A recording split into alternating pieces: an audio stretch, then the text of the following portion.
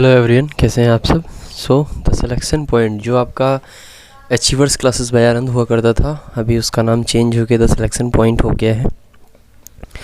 नाम चेंज करने के पीछे कोई काफ़ी बड़ी वजह नहीं है, बस एक छोटी सी वजह ये है कि अचीवर्स क्लासेस नाम से जो क्लासेस चला रहे थे हम, उनको इस लॉकडाउन का जो फर्स्ट फेज़ था उस टाइम पर हमने बंद कर दिया था। दैट्स वाई फिर इसका नाम चेंज कर दिया और फाइनली अब ये जो चैनल है द सिलेक्शन पॉइंट हो गया है। तो आपको बहुत ज़्यादा परेशान नहीं होना है कि कौन सा चैनल है, सब्सक्राइब करना है या नहीं करना है। ये आपका ही चैनल है और इसे मैं ही चला रहा हूँ, ठीक है। तो हम लोग क्या करने वाले हैं, पैट का एग्ज़ाम है, 20 अगस्त को इसका एग्ज़ाम लगा हुआ है और 20 अगस्त के अकॉर्डिंग अगर देखा जाए तो लगभग 40 दिन का एक टारगेट हम बना सकते हैं। 40 दिन में हम कुछ क्वेश्चन सॉल्व कर सकते हैं और इन्हीं क्वेश्चंस के लिए मैंने सोचा क्यों ना एक छोटा से स्टार्ट किया जाए। तो देखते हैं कैसा रिस्पांस मिलता है आने वाले टाइम में। अगर ठीक रिस्पांस मिलता है, आप लगभग 400-450 लोग हैं हमारे चैनल पे, सो अगर अपडेट होने शुरू होते हैं वीडियो तो आप लोग इसे शेयर करिए और थोड़ा सा लोगों तक पहुंचाइए, क्योंकि कुछ भी हो सकता है ना। आज आप सिलेक्ट नहीं हैं, आप पढ़ने जा रहे हैं, हो सकता है जो मैं कराने जा रहा हूं आपके यहीं से क्वेश्चंस बन जाएं एग्ज़ाम में। चलिए एक एक क्वेश्चन रीड करते हैं, एक एक आंसर करते हुए चलते हैं। जो आपको समझ नहीं आएगा उसे आप वीडियो का रिवर्स करके देख लेंगे। तो चलिए वीडियो शुरू करते हैं। पहला क्वेश्चन है हमारा, रीड करेंगे। हड़प्पा सभ्यता का सर्वाधिक मान्यता प्राप्त काल क्या है।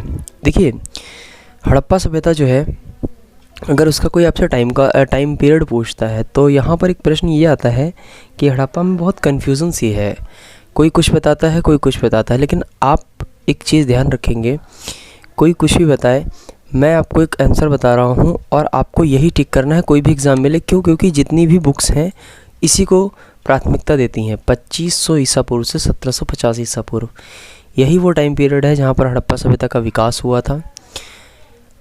अब आप लोगों को ये तो बताने की आवश्यकता नहीं है कि हड़प्पा सभ्यता क्या है, कैसी है। देखिए, ऐसा है ना, बहुत से चैनल हैं जहाँ आपको कंटेंट मिल जाएगा। सो मैं सिर्फ प्रैक्टिस पे फोकस कर रहा हूँ, क्योंकि सिलेक्शन प्रैक्टिस करने से ही होता है, ठीक है ना। केवल पढ़ने से सिलेक्शन नहीं होता। सिंधु घाटी की सभ्यता निम्नलिखित में से किस सभ्यता के समकालीन नहीं थी। ये पूछ रहे हैं कि बताइए सिंधु घाटी जो सभ्यता थी वो किसके समकालीन नहीं थी। समकालीन का मतलब होता है कि कंटेम्प्रेरी नहीं थी। तो हम लोग देखेंगे मिस्र की सभ्यता, मेसोपोटामिया की सभ्यता और चीन की सभ्यता, ये तीनों की तीनों जो सभ्यताएं हैं ये कंटेम्प्रेरी हैं, ये समकालीन हैं। ये एक दूसरे से थोड़ा बहुत समय अगर आप ऊपर नीचे देखोगे लगभग साथ में पनप रही थी। लेकिन अगर हम बात करें ग्रीक सभ्यता की तो इसका जो टाइम पीरियड है वो अलग है और इसीलिए हमारा आंसर क्या हो जाएगा, ग्रीक की सभ्यता हो जाएगा। अगला क्वेश्चन देखेंगे, सिंधु घाटी की सभ्यता कहाँ तक विस्तृत थी। देखिए, सिंधु घाटी की सभ्यता जो है इसका एक बहुत बड़ा क्षेत्र था, सिंधु नदी से लेकर और ऊपर से लेकर जहाँ तक ये नीचे तक आती थी वहाँ तक इसका एक प्रॉपर क्षेत्र था। और उसके पीछे जब आप इधर आते हैं हरियाणा तरफ तो यहाँ पर भी एक काफ़ी बड़ा जो क्षेत्र है वो सिंधु घाटी सभ्यता से संलग्न था। तो हमारा जो आंसर होगा वो क्या हो जाएगा, पंजाब, राजस्थान, गुजरात, उत्तर प्रदेश, ये सारा हिस्सा आता है सिंधु घाटी की सभ्यता में, और बलूचिस्तान। अगर आपको क्वेश्चंस नहीं आते हैं तो आप राइट करते हुए चलिए। सिंधु घाटी सभ्यता में घोड़े के अवशेष कहाँ से मिले हैं। बहुत इंपॉर्टेंट प्रश्न है, कई सारे एग्जाम्स में पूछा गया है। यहाँ पर वो प्रश्न ज़्यादा हैं जो कई एग्जाम्स में पूछे गए हैं। देखिए, पेट के एग्ज़ाम में 5 नंबर में काफ़ी कुछ आना है, तो ये बहुत ज़्यादा इंपॉर्टेंट नहीं है कि कौन सा क्वेश्चन आएगा, बहुत डेप्थ से आएगा, नहीं, ऐसा कुछ नहीं है। आपको बहुत डेप्थ से क्वेश्चन नहीं देखने को मिलेंगे, वो क्वेश्चन आपको देखने को मिलेंगे जो सेकंड फेज़ का एग्ज़ाम होगा। यहाँ आपको इतना टफ क्वेश्चन देखने को नहीं मिलेगा। तो हमारा आंसर क्या हो जाएगा, क्वेश्चन आपने पढ़ लिया है, अवशेष कहाँ से मिले, तो ये अवशेष हमें मिले हैं सुरकोटदा से। कहाँ से मिले हुए हैं, सुरकोटदा से मिले हुए हैं। आगे बढ़ेंगे, सिंधु घाटी सभ्यता का स्थल कालीबंगन किस प्रदेश में है। अगर आपने ठीक से पढ़ा है, कालीबंगन क्या था, काले रंग की चूड़ियों के साक्ष्य यहाँ से मिले हुए हैं, ठीक है। ये हमारा राजस्थान में पड़ता है। कहाँ पड़ता है, राजस्थान में।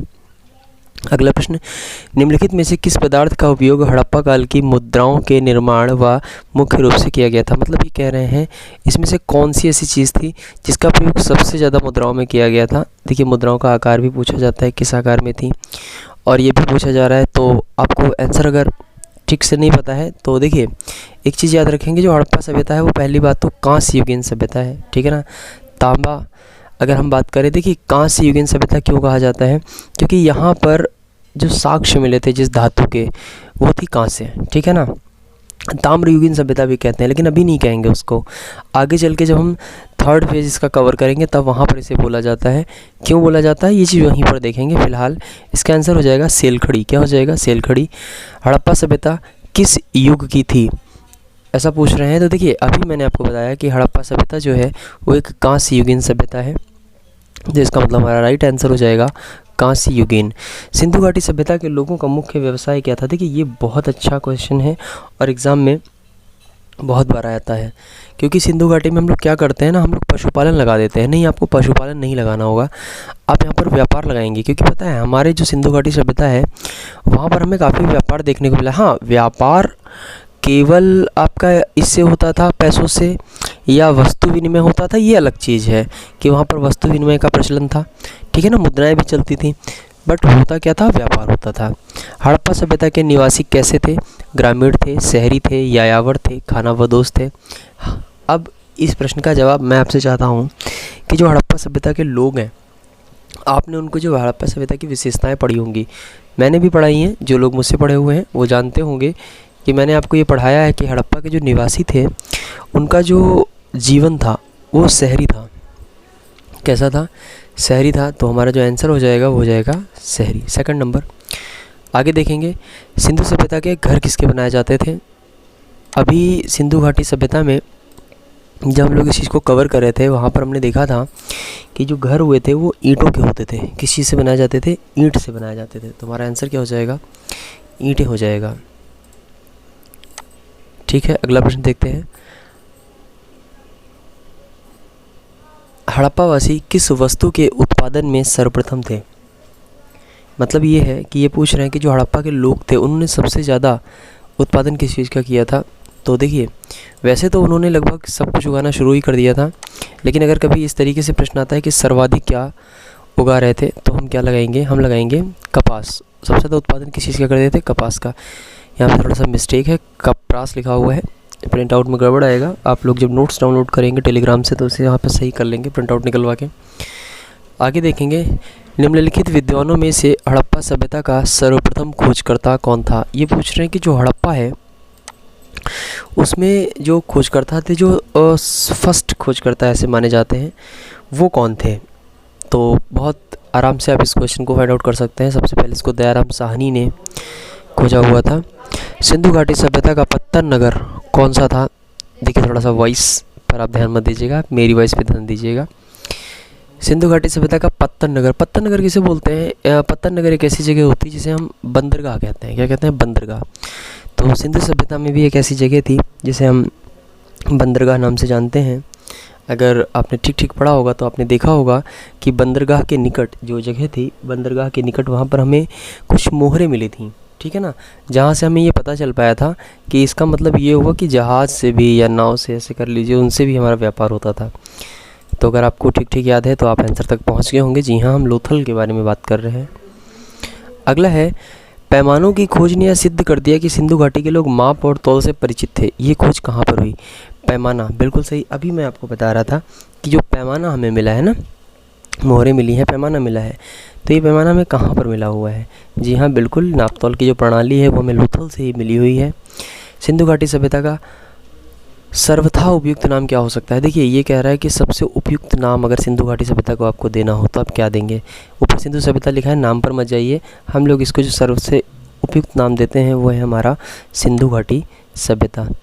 तो फ्रेंड्स देखिए ये था एक 15 क्वेश्चन का प्रैक्टिस सेट, जिसे कवर करने में मेरे हिसाब से 10 से 15 मिनट लगे होंगे। ये वीडियो आपको अभी जैसे ही मिलता है आप इसे क्वेश्चंस को अटैम्प्ट करिए और कोशिश करिए आप क्वेश्चंस को खुद से करिए।